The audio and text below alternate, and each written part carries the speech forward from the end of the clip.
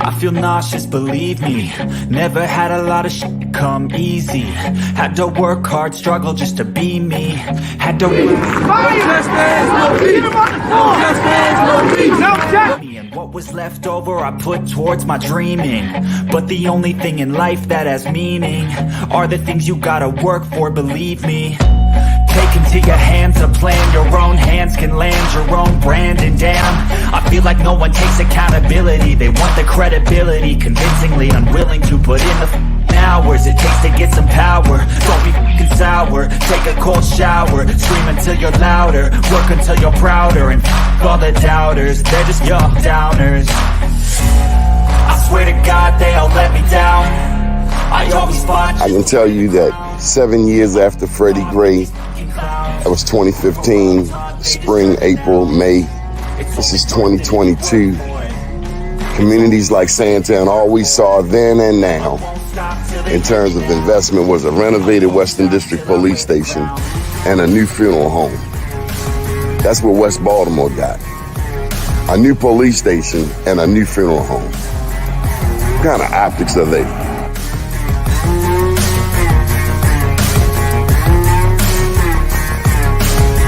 Was Freddie Gray any different than 1968 Baltimore riots? Dr. King's passing, killing, murder? This is the same? No, it wasn't. I mean, I think, well, first of all, people who are being violent and burning, that's, you know, all that's the same. But the point is what was the cause and what were they attempting to register? I always fought just to wear the crown. I'm off at these fucking clowns. I love you. They deserve it now. It's got next. And on before. It's only worth it if you work for it. I won't stop till they hear me now. I won't stop till I wear the crown. I swear to God they all let me down. I always fought just to wear the crown. I'm off at these fucking clowns.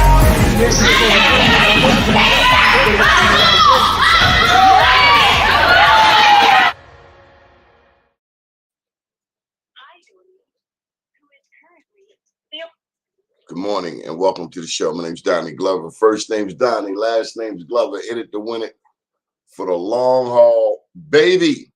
Beautiful day in the neighborhood. I hope that you are doing well. We're going straight up to New York City. Got Mr. Victor Pate with us. How you doing, Mr. Vic? Peace and greetings, brother. Could you hear me? Loud and clear. Where you at? I'm heading back to New York. I'm on the infamous Amtrak. All right. So, you know, Mr. Pate, every time we come to New York City, you always get us some honorees who help us with the returning citizen community. Now, I understand that you've been down south recently. How's that been going?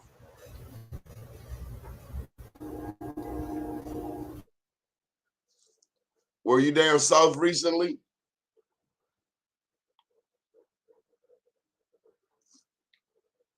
Well, Mr. Vic told us it could be like this. He's been working with the returning citizens community for some time, that segment.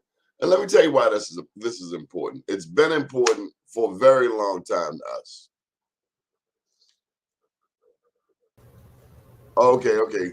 We had one of those spots you were telling us about. Yeah. All yours. Yeah, so I heard you mention something about, I guess you were talking about the conference that we attended Yes, a week sir. ago in Atlanta, and it was very well attended, you know, by advocates from across the different states and stuff.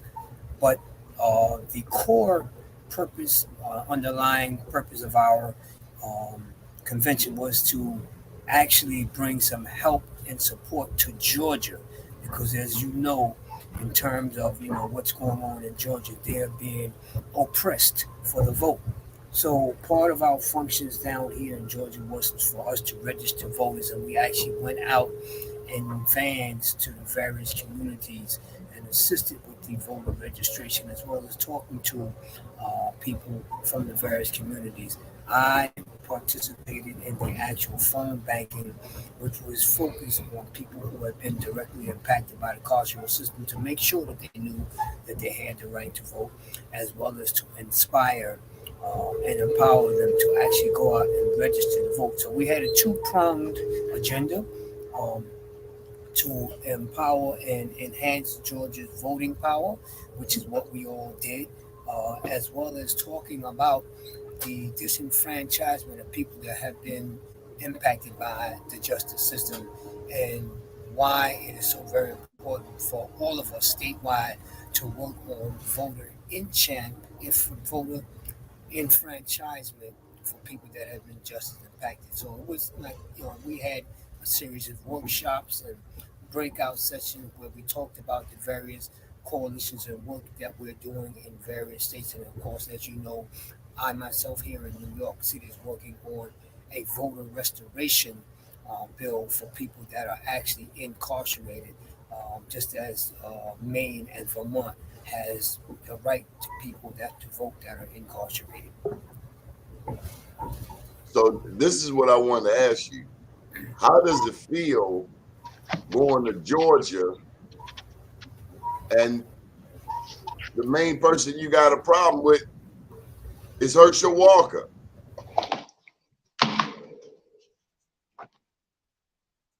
I think he froze up there on me, and it does that. Miss Gwen. Good morning. How are you? Good morning, Gwen. Good morning, Gwen. How are you? Good to see you again. This Good time to see you Zoom, too. Right? Yes. Yeah. So I'm gonna answer your question really quickly. Then I'm gonna give the platform for Gwen. So really quickly, I look at that as a distraction, which it's always, in our ranks, there's always somebody who's appointed as the distractor. As far as I'm concerned, he's the distractor. He's been tapped to function as a dividing platform for the black vote, because when you have a colored person in a position such as that, I see that as a specific intent to dilute the power of the black vote, and that's the only purpose that he serves. So I'll leave it there. Well, I really wanted to ask you, if he was in New York, wouldn't somebody have snatched him by now? Okay, we can't ask that question. Okay, Ms. Gwen, how you doing? I'm good, Donnie. How are you? Well, we can't snatch him? No, but we can make sure that we tell all the formerly incarcerated people, make sure he doesn't get off their bus and go vote. And that's what we did while we were down in Atlanta. We couldn't tell them who to vote for, but we know that if they voted, they wouldn't be voting for him. So, Ms. Gwen, tell us about it. Tell us about your trip to Georgia. So informative. The organization, formerly incarcerated People's and Family Movement, is a national organization composed of so many different formerly incarcerated people who are now running organizations or involved in organizations. It's an umbrella organization. It's a coalition. So there were people from all over the country there. And what we did was learn how to engage with our formerly incarcerated people, learn techniques and tools that we can bring back to, like I brought back to Maryland. Donnie took back to New York. Some people going to Florida, Atlanta, wherever. California, they were everywhere. And we're taking those tips that we learned back to our states and making sure that we inform those of us who have come home, and not only those of us who have come home, but in Maryland, people who are on pretrial or just serving misdemeanors can actually vote. So that's what we've been informing them. A lot of people don't know that. So information is power. And you know who says that. I don't have to say his name, but information is power. So, Ms. Gwen, tell me about Mr. Victor. Victor was awesome down there. Victor is the one who engaged me into becoming involved in this formerly incarcerated people's organization. I am so pleased that when I got down there, he introduced me to some key people that I should know and who could really help me engage the people in Baltimore. So you His, took my advice and you went on a trip with Mr. Victor. I told you he was the best thing since sliced bread. you certainly did, and you did not lie. I'm telling you, he got me into a position where I now know that the fight is not just here in Maryland, it's all over. And I know the power. I saw it down there. I saw the power of formerly incarcerated people. Do you know they're getting elected to offices? They're running campaigns for people all over. And here in Maryland, they're doing the same thing. We have people here who are very actively. They have an organization here called Expand the Ballot Coalition. It's a coalition that has been fighting for years. They did ban the box where employers cannot ask you on their application, have you been convicted of a felony? Have you been arrested for a felony? All those kind of stuff. They're following through on what they're doing here in Maryland with Expand the Ballot Coalition. The organization that I primarily work with, Maryland Justice Project, is a member of that coalition. And we've been going out, organizations, colleges, Coppin, Morgan, everywhere, telling people, you have the right to vote. Please come out and vote. I don't believe that formerly incarcerated people know the power. I saw it down in Atlanta, and it gave me a whole new outlook. Victor spoke, and it just gave me a whole new outlook on how powerful the formerly incarcerated people can be. It's thousands, it's millions of us in the United States. We're one of the fastest growing populations, I think. So when you got to Georgia, did anybody know Mr. Vic down there? Did you get the impression that he had been there before? Oh, definitely. I got the impression that Mr. Victor is one of the key leaders of this organization. He is very, very involved. I saw him being called on. I saw him being navigating through the whole environment. And like I said, when I had a question, I went to Victor. When there was somebody I needed to know, he brought them to me. So I don't think it would have been as fruitful had I been down there on my own. But because I was there as not just a guest, but because of Victor Pate's invitation.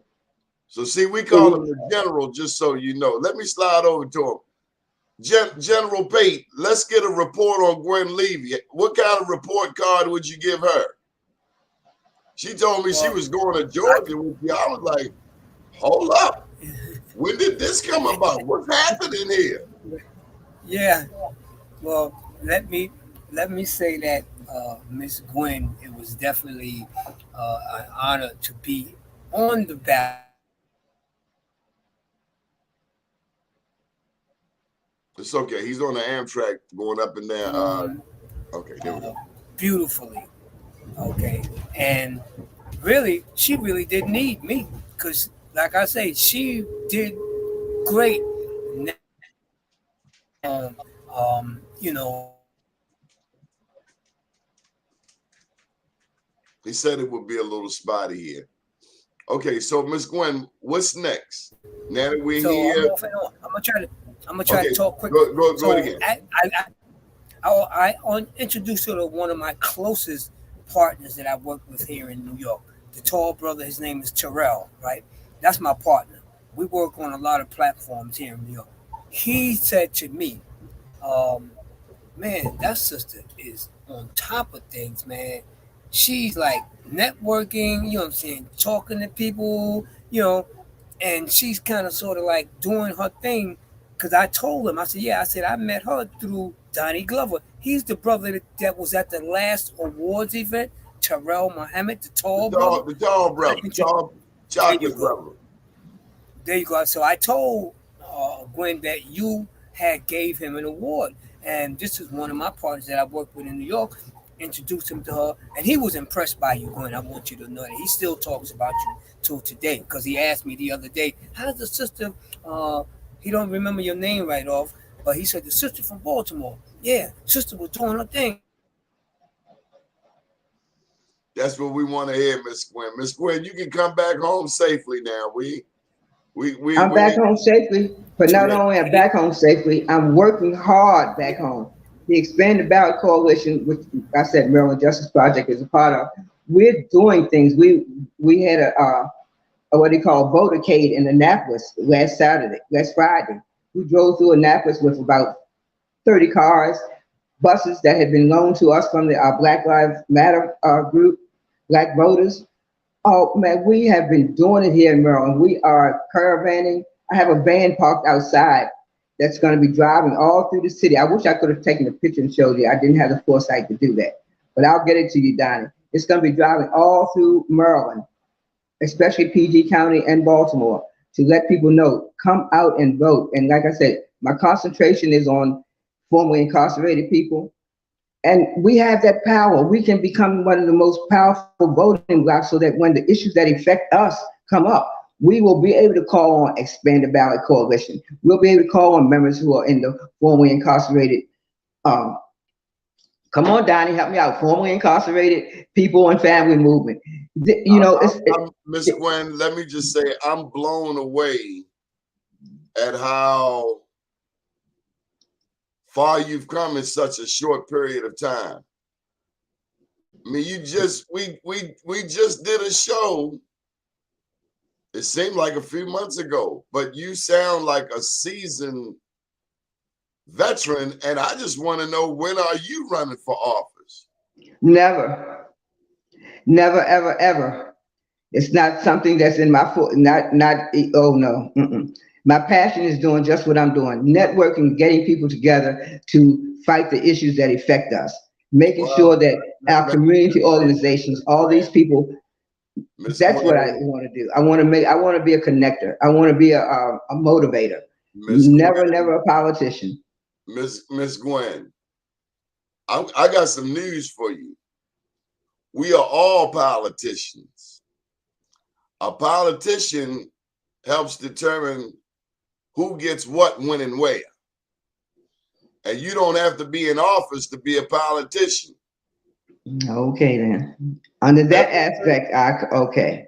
Everything we do is governed by politics. Is that right, Mr. Vic?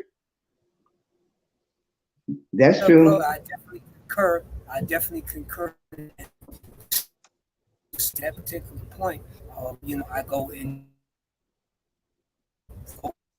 right, and I have a lot of brothers and sisters, but naysayers of the civic engagement process, especially for those people who are kind of sort of like difficult.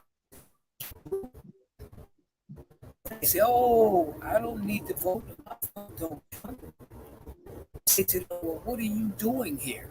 And they look at me and say, "What you mean?" I said, "How did you get here?"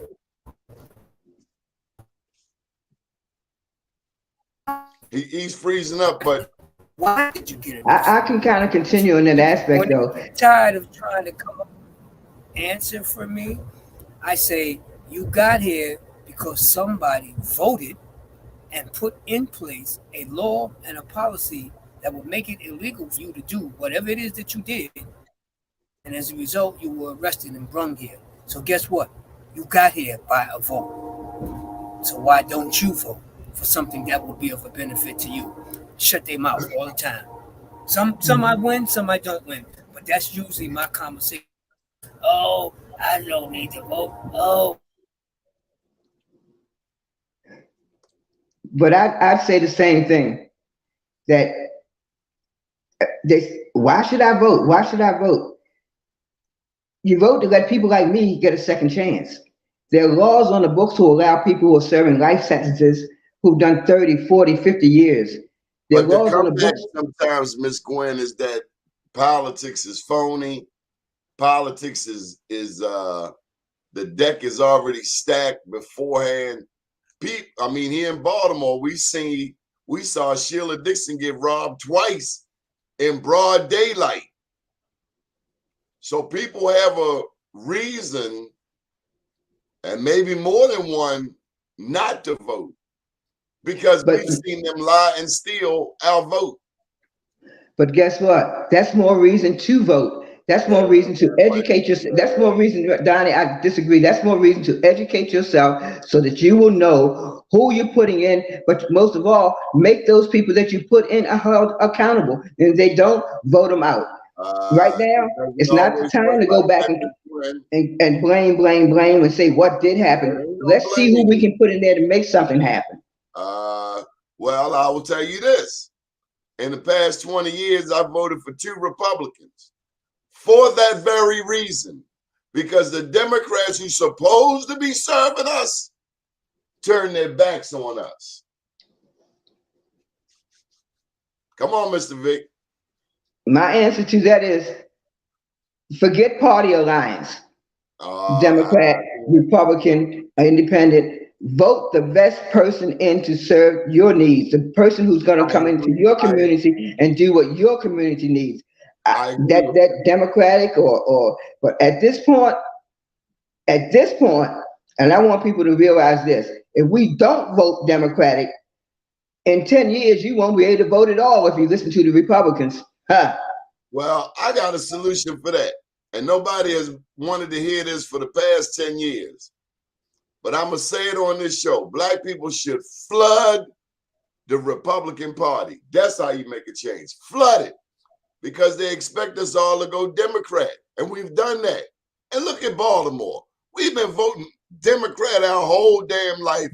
And East and West Baltimore look like a bomb went off. But the center of town where the white folk are, oh, they get all of the resources from Democrats. Ain't none of them no damn good. That's what I'm trying to tell you. And that's what I'm saying. I'm not talking about Democrats or Republicans. I'm talking about voting in people who are going to do what your community needs. The streets that in Baltimore need to be straightened out. Yes, it's division all over our city. The neglect is all over our city. But who's to say what politician is going to come in there and do it? Make sure that politician is the one for your community. That's what I'm saying. Come out and vote. It doesn't have to be a Democrat. Well, I tell you what, I'm not hearing anything positive, and I'm not going to debate you about Democrats or Republicans. I think that's a futile neither one of them no damn good. And we need your coalition. And the next thing I can't wait, and I'm sure Mr. Vic got it on the books, we got to raise money. We don't put money in the campaigns. And then when other people give money, we like, oh, they're a sellout. We didn't give them no money. I'm just saying. And that's true. That's true. And as more as we organize and inform people and educate people, that has to follow through. The money has to come. Organizations like the one that I'm with, they're nonprofit organizations. They don't have money. We can't align ourselves to a political candidate. We can't align ourselves to political candidates, but we can educate. And that's what we're doing. We're educating. Ms. Gwen, nonprofits got a boatload of money. Don't fall for that. Do you remember Jerry Lewis? You remember the Jerry Lewis telethon? Did they look broke? American Cancer Foundation, they've been raising money since Jesus was on the cross. Are they broke? Don't fall for the nonprofits are broke. They are not broke. They don't get charged taxes, but don't fall for that about we a nonprofit and we ain't got no money. That's BS. Nonprofits got millions and billions. Tell them, Mr. Vic. That's for sure, because I've known, as a matter of fact, Sister Gwen, Brother Dorsey, who is one of the core leaders in the FICPFM group. If you remember, and I know you were standing there along with Terrell when I was talking to the brother, and I asked him about funding, right? Because of the work that we were doing, focused on voter enfranchisement. I don't know if you heard what he said. He said, oh yeah, I got a list of funders. I said, really? He said, yeah. I said, okay, get an opportunity, me, send it to me. So even that organization, that conference was funded by voter voter empowerment organizations, right? Which is supposed to be nonprofit, like Donnie just indicated, educated. Why you a non-profit? Where you get all this money from? You a non-profit. Well, where you get this money from? I don't get it. So to me, that word non-profit is just a word, and it means nothing. They got more money than these private organizations. If you did some research on them, so this non-profit word that they use, like Donnie indicated, don't fall for it. I found out that's not true. Believe me, that's not true. Educate me, y'all. That's what I'm here for, to get educated. That's what I'm about, educating people. And if Non you all educate me more, then I can do more.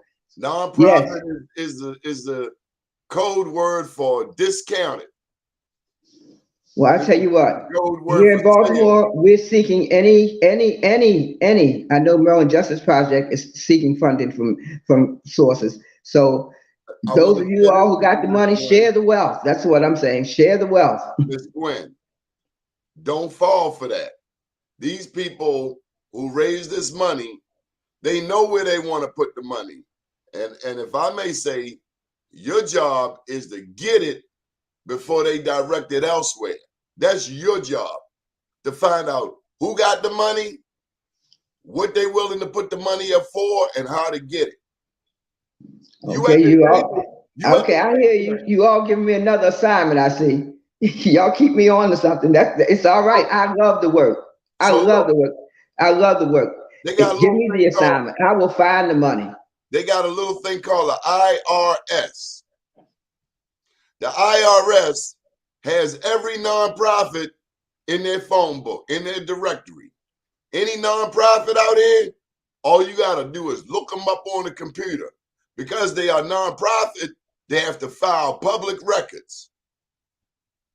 And those records are out there for anybody to find.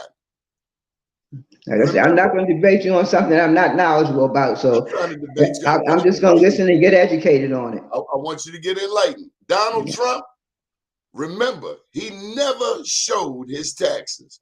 He talked all that smack, called Barack Obama alien, all of that. But Donald Trump never showed his taxes. Why? They let him Probably. get away with it, Because he a and thief. they let him get away with it, and because he was part of the good old boy, good old girl network, because that is what we look at, shadow government, the New World Order. He's part of that group, okay? And as Donnie pointed out, there are things that they are allowed to get away with. All you gotta do is pay attention. All you gotta do is pay attention, because the same thing, the laws do not that apply to us do not apply to them, and it is us and them. It's a real us and them. New World Order, shadow government, whoever you want to call them, invisible man, and all that. All that shit is real, and they try to make you believe that it doesn't exist. But people like us, and thanks to people like my good brother Donnie Glover, who has created this platform of awareness and consciousness. I am so grateful to you for all that you do and all that you do for the people. So you're always lifting up others. Well, brother, we are here to lift you up and let you know we appreciate you and all that you do for the people. So I Big brother, appreciate you. And I let's thank And take you. I definitely appreciate you, because just so far, the introductions that I've gotten from the dot, because I met Mr. Glover, and he continues to educate me, like what he just did, educate me. He knows that I'm new at this. So I oh, appreciate it. I you appreciate it, need to because I reflect. need the knowledge that you all are giving me to continue to walk through these streets of Baltimore and be So able to watch speak out. this. What country incarcerates the most black people on earth? United States. What Who else? country is second? England, probably. You got it. You got it. And both of them. And so when Queen Victoria is up there and black people crying, Yeah, man. Listen, I was like, waiting. I Negro, was you waiting. really got to study your history. I was waiting to find out who was going to speak out, who was going to say something. All this stuff. They were the most hypocritical people that you've ever seen. Some of them countries in the islands, some of them African nations stood up and they let them know we ain't crying for Good riddance. Basically, Ain't no reason. Ain't no there's reason no for them to reason to cry. cry. We would not, It should have been they were so dancing. they were United States, and if we're going on to a whole nother track, but it's okay. But it's the same. It's the same, but because listen, the only reason why we're so incarcerated, look, who do you think Barack could have did what Trump is doing? Heck, no, he couldn't have did it. It's always been He brought a look, hooker into the White House. look. We always know that there's a double standard. We always know that they are the enemy. We cannot lose sight of that as much as but we must learn what the enemy is doing and take over what he's doing. You learn what he's doing. Learn how to manipulate that same system so that it benefits our communities. Until we can change that system, we better learn what it is and learn how to manipulate it into getting that money back into our communities. And we can only do that we can't revolt. We can't have a revolution right now because we'd be slaughtered. We don't even own the guns. So we can't have a revolution unless we have a word revolution, because it sure won't be a gun revolution because so many of us can't even buy a gun because of the laws. We need to, if we don't vote to change some of them laws. No, we know how to get the guns. My problem is this. Say there were a revolution. Who's going to be in charge? Thank you. Is it going to be the dope man? Because we seem to have this incredible respect for the dope man. I don't trust these people to make decisions like that. Because when they have gotten in position to make certain decisions, you thought they were on your team. You thought your dog was a dog. Then you find out your dog is a cat.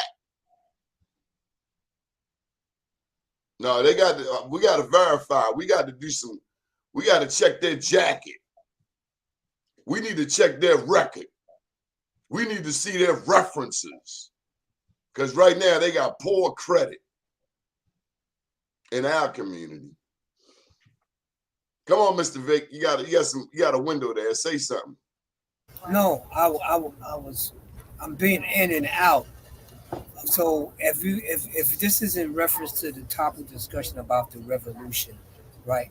I think that we definitely cannot be an armed revolution because we are outgunned.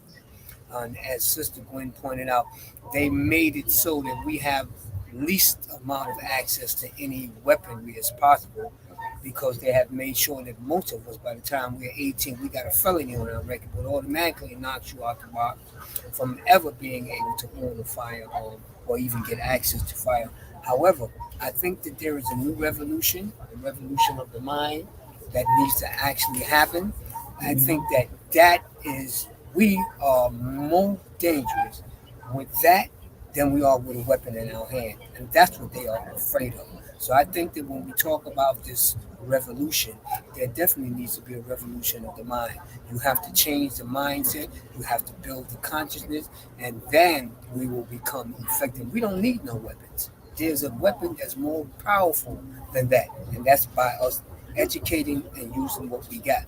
Now, as far as leaders, there are multiple leaders that we got. Here's three of them right here. Here's three of them right here. Mr. Vic, I would like to get you with me over at the White House.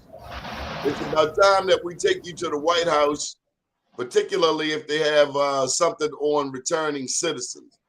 I was over there a couple of months ago, and I saw your boy Al Sharpton, but I didn't see you.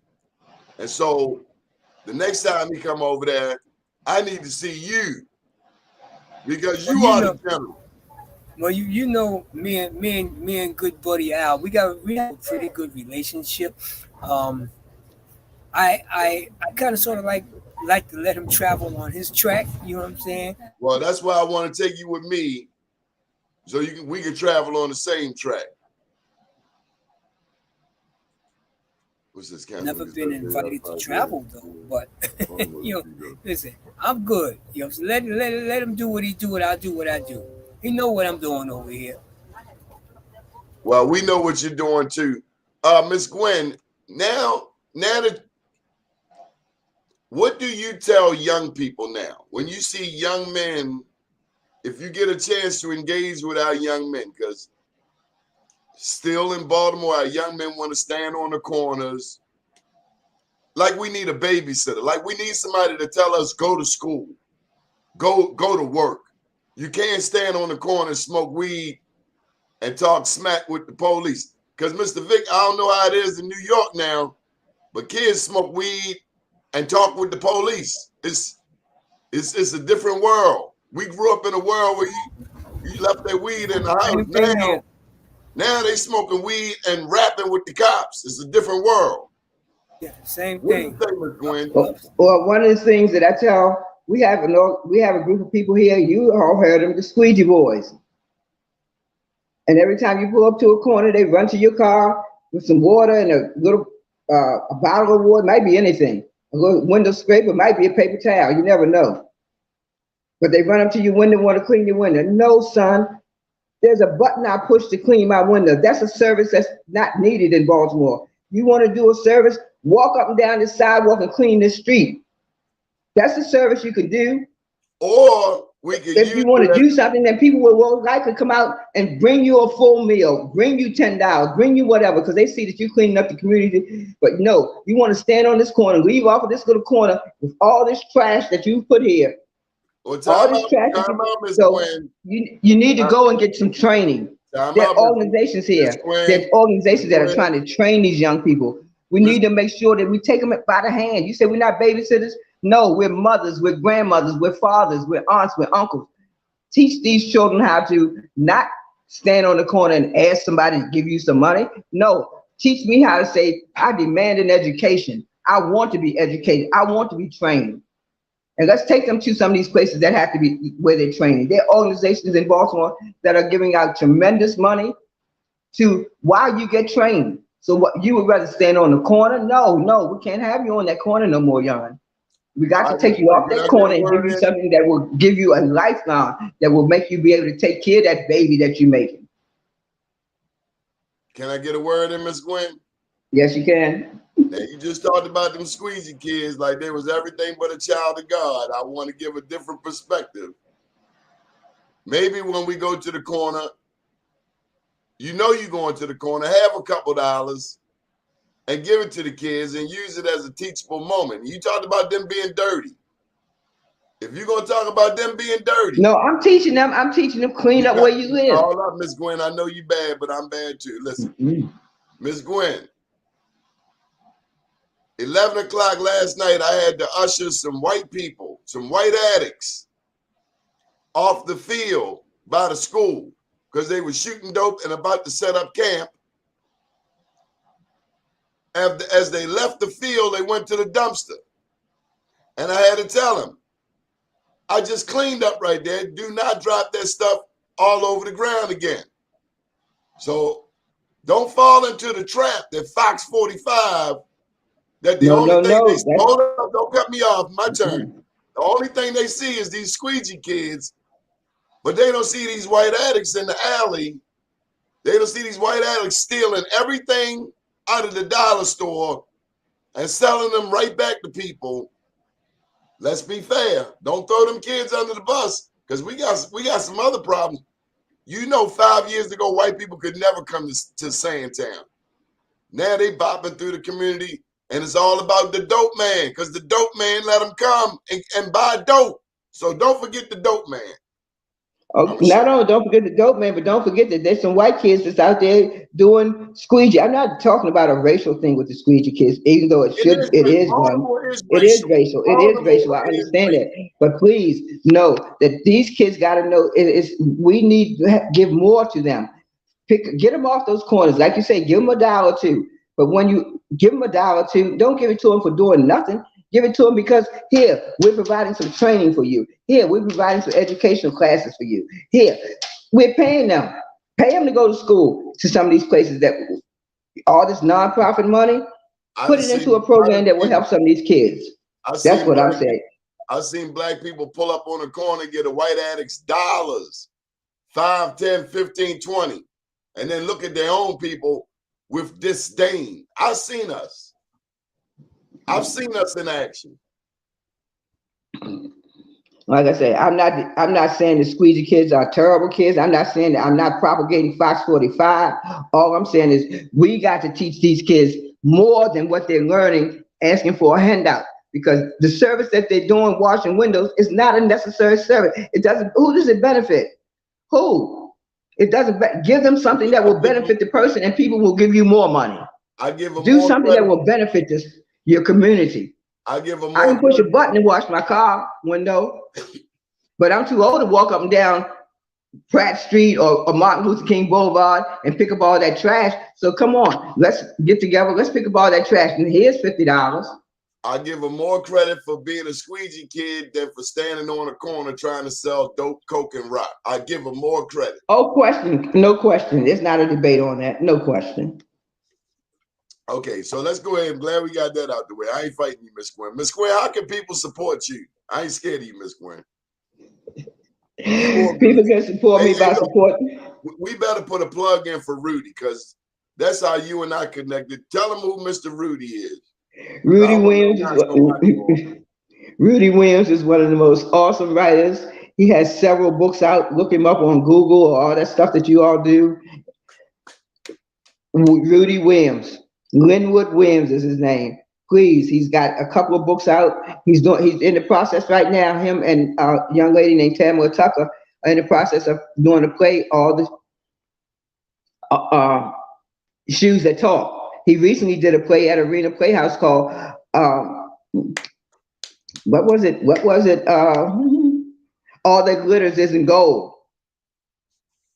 Rudy is awesome, and he's also advocating and doing work in the community. He's helping the young guys with writing, with being educated about how to write a book, how to do things. Rudy is moving around the city and the East Coast doing a lot of things.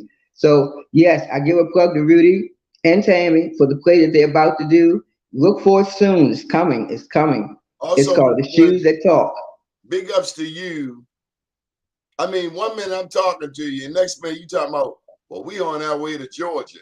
I just want to, I mean, one minute you right here, next minute you all the way in Georgia. Well, you ain't have no hesitation. No, because that's where listen, there's a lady who went with me. Her name's Leah Green. She runs an organization called Maryland Cure, one of the best organizations in the state or in the country, really. It's a national organization. Guess what? She went with me, and one of her things to say is trust but verify. Trust but verify. And that's what I went down there to do. I trusted that you all were sending me someplace. I went down there and got the verification that where I went, the education that I got there was so great. I had no choice but to trust. Before I looked up, you was gone. I wanted to make some phone calls first, make sure everything was everything. I ain't just sending you out. Rudy ain't knocking on my door. Hey, where you send Miss Gwen? Hold up.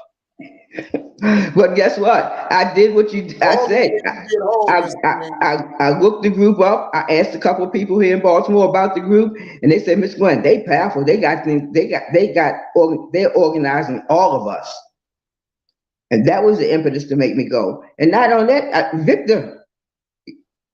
You know, after talking to some New Yorkers who told me who Victor really was. Mr. Yeah, I can go because you know what? I trust and I verified. And now I'm back with a lot of ammunition. Listen, we're getting ready to do a thing. I got to put this in.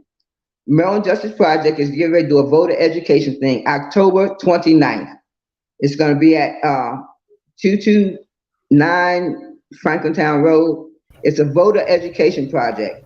Please tell your fans in Baltimore, come out, DC, metropolitan area, all around.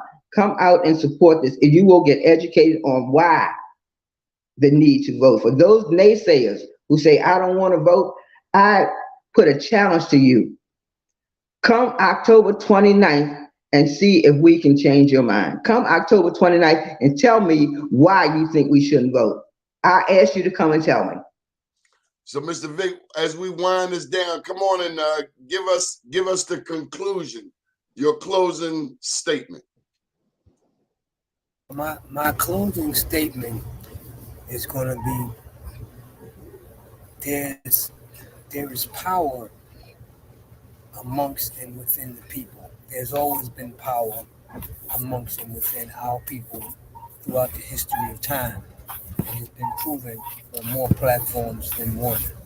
I think that now that we're going into the time that we're going into, that it's now time for us to regain our power.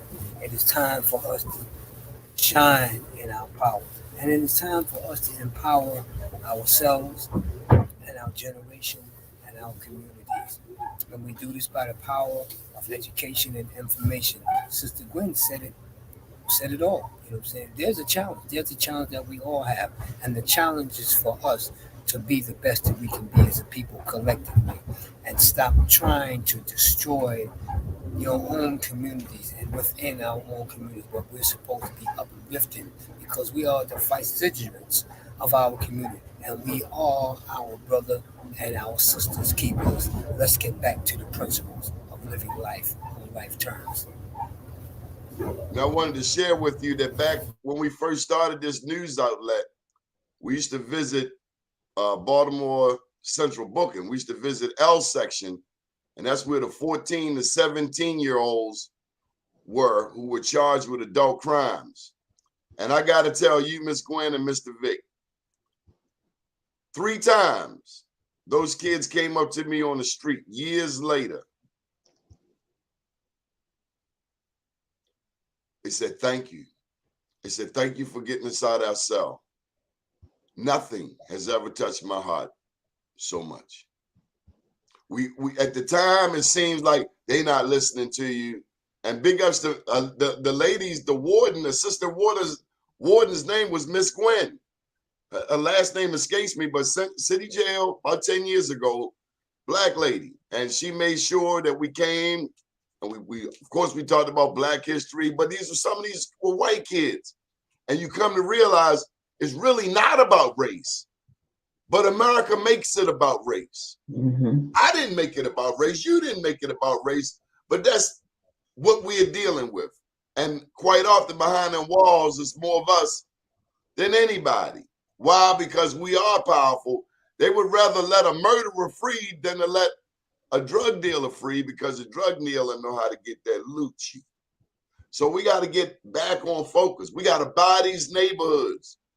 They selling vacant houses in the hood. Mr. Vic can tell you, we've done Black Wall Streets in Harlem, and somebody say, yeah, I could have bought that building. They were selling it for $1. Well, it ain't $1 now. The goal is to remove us, to replace us. So big ups to you, Miss Gwen. And you are persistent, you are consistent, and you will be just fine. Mr. Vic, thank you for being my big brother. When we come to New York, we always call him. I saw the first time we did an event at Ice Cream Social or something like that. And people of all races were coming. Where you at? Where you at? And I'm like, who the hell is this? It's Victor Pate. You better recognize he's a legend, not just in New York City, but around this country. So you're a legend. You're a legend in your platform, and I thank you for allowing me to ride this train with you, and also with you, my sister Gwen. So proud that we got you now as part of the movement, and you are making some great strides. And you know, me and you gonna be talking on quite frequent basis. Because that's the first thing I told Gwen. I said, "Yo, Gwen, you know, I know when you get back, you know, you got to holler at Brother Donnie, because I know you got to get on the show. You know, I know you got to get on the show." She said, yeah. I'm definitely going to holler at him. I said, yeah, holler at the brother, because you know we got to keep him updated, because he's going to want to hear something from us now. Right. He's going to hold us accountable. So you made it happen. So thank you so much. Well, Mr. Vic, every time we come to New York, you always have my back. And that's special when you can go to a whole nother area code. If Mr. Vic say he coming, if he say so-and-so is coming, you can take that to the bank. One time, our venue got trashed. It just where we thought we were going, it wasn't like that. Next thing I know, he links me with Walter, with Mr. Walter. He linked me with the Godfather. And then we had a black-owned establishment, black hotel, black condo, black everything. 116th Street. Mr. Vic is the bomb. Well, I thank Mr. Vic for all he's done, and you, Donnie, for giving this platform that people like me can come on and share information and tell our young people the truth. Oh, you You know, graduated. You need your own show now. no, no, no. I don't need my own show. I need to keep coming on here because you have the audience. Most of the people that I'm trying to talk to listen to you, Mr. Glover. They're not listening to CNN. They're not listening to NSNBC. They're No. listening to shows like the Donnie Glover Show. So that's why I continue to come on here so that I can let them, especially the formerly incarcerated, come on now. You know who we are. We Big listen up to to Rennie you. Bass, too. Rennie Bass. Let's not forget Rennie Bass. Oh, I cannot forget him. I listen. The play that I'm talking about that Rudy's doing, Remy Bass has given us his building, the Cultural Arts Center down on Howard, 401 Howard Street. You all, we practiced our play in there. He is doing so much. Remy Bass is the man. He's okay. We got the governor. We got the general. Okay, well, let's find out what's our name for Remy Bass. We need to give him a name. He's the ambassador. Ambassador. Okay, well that's the name somebody He's gave. a Muslim brother, Mr. Vic, and he liked to go to Morocco. He loves Saudi, but he loves Morocco too. All right then. But he go all over North Africa. yeah, Remy is the man to go to if you want to have anything event. If you need a venue for, listen, they're getting ready to do a venue for incarcerated people. Oh my goodness, it's going to be December the 10th at the Cultural Arts Center. December the 10th, and everything is being done by inmates, people who are inmates. It's called the Behind the Walls Mentoring Organization. Look for December 10th. See, I know a lot of stuff going on in Baltimore, y'all. Send that stuff to me because I may want to visit and come in person. Well, if we know you coming, we're going to make sure you got a role in the play. I want yes, to see right. you in the play. I'll tell Rudy we'll make a special part. Yes.